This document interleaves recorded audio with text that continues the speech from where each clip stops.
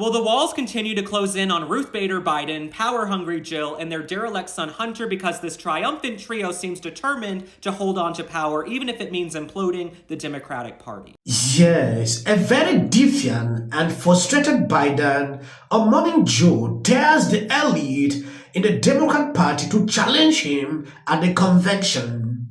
This is now concerning. Biden sent out a letter to Congress demanding people who stood up to replace him, they should not dare. The American public is not going to move away from me as an average voter. And again, I'm here for two reasons, pal. One, to rebuild the economy for hardworking middle-class people, give everybody a shot. Just a straight shot. Everybody gets a fair chance, number one. Number two, remember all this talk about how I don't have the black support? Come on, give me a break. Come with me. Watch. I'm getting so frustrated by the elites. Now, I'm not talking about you guys, but about the elites in the party who they know so much more. But if any of these guys don't think I should run against me, go ahead, announce the president. Challenge me at the convention. I'm curious, is that an allusion also to Donald Trump and the fact that Democrats, you believe, may now be doing the same thing that Donald Trump tried to do in 2020, and that is overthrow the popular will of Democratic voters? Well, look, Joe, let me say it this way.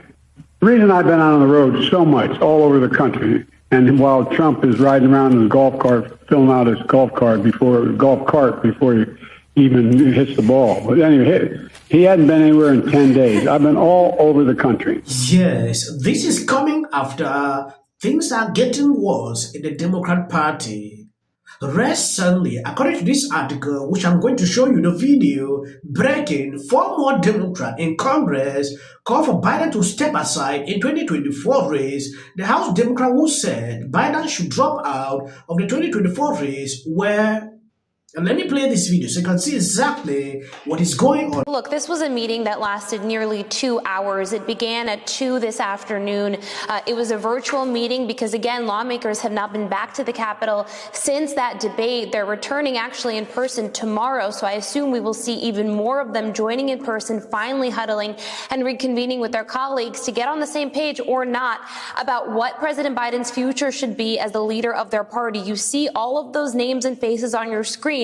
The 4 additions are very significant because, remember, this call that House Democratic leader Hakeem Jeffries convened actually had the top Democrats on the key committees join the call. So you're talking about guys like Jerry Nadler. This is somebody who is the top Democrat on the Judiciary Committee. You're also seeing Adam Smith, the top Democrat on the Armed Services Committee. You're seeing others as well following suit. And we're told, according to our sources, that on the call, those 4 expressed a lot of concern, specifically with Biden being the top of the ticket. They want to see another nominee. Other sources said that there was overwhelming support, for example, for Vice President Kamala Harris to step into that role. With others, should Biden step aside, certainly not all of them calling on him to do so.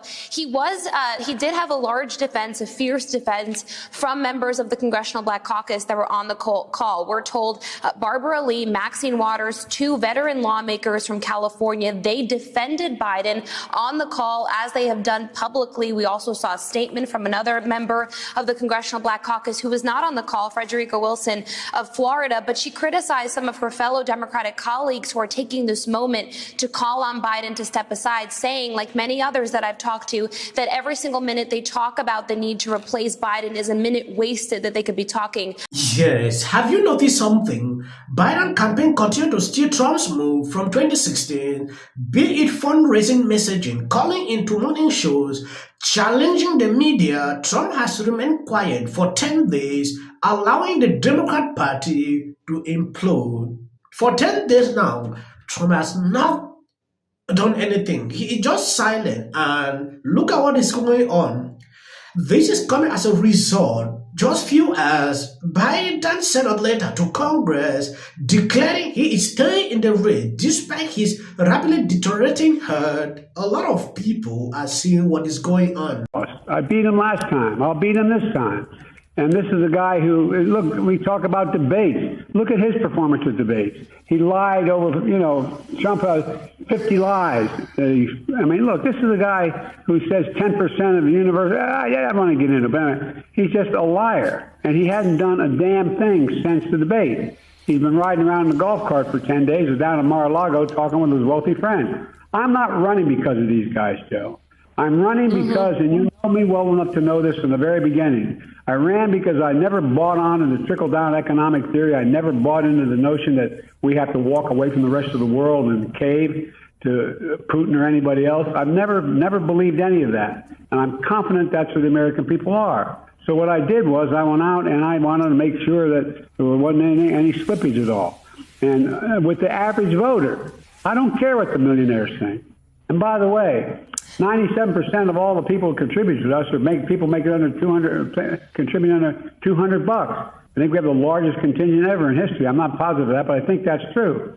And so I want their support, but that's not the reason I'm running. I'm not running about what they think and what they care about. And by the way, you don't see a whole hell of a lot of them flocking to Trump. You don't see a whole lot of CEOs flocking to Trump. You don't see any. You see the major economists out there talking about what I have been able to do. I don't hear anybody talking about his economic plan likely to bring America around and keep America first. And by the way, here's Trump talking about all that he's done and Trump and his debate night. He's a pathological liar. He lied about Roe. He refused to accept the outcome of the election. He refused to condemn January 6th. And they claim he spoke with Putin before he invaded. What the hell are we doing, Joe? What are we doing? Yes, I believe you said that. This is Biden. A lot of people said this is scripted. We know he's reading he should not go off script. Why have they decided to do this now? Because they realize his appearance, on stage is not giving. So the other thing is to script interviews like this, like what we saw recently. This lady even lost her job, after receiving, prepared question from the White House. So should we trust this? We understand what they're doing now. So this is the best thing they want to be doing. Call-in interviews like this every day on the radio, very concerning. Now taking a look at Trump. For 10 days now, Trump is not saying anything. He is silent, allowing Democrats to implode. Yeah. Because it is actually happening. It's not like he cannot go out to campaign. He's the man behind the machine. So that means there's a bunch of people that work for him that are essentially running the country. Right. And those people don't want to lose that position, including his wife. His wife apparently, by all takes, and she did an interview afterwards where she said he's smarter than he's ever been, and I know him, I see him buying clothes. She doesn't want him to stop. Pure evil. What is that? That's what do you pure, think? That's just pure evil. I mean, but do you think it's just like a power thing? She's in power. She doesn't want to not be the first lady anymore. Like.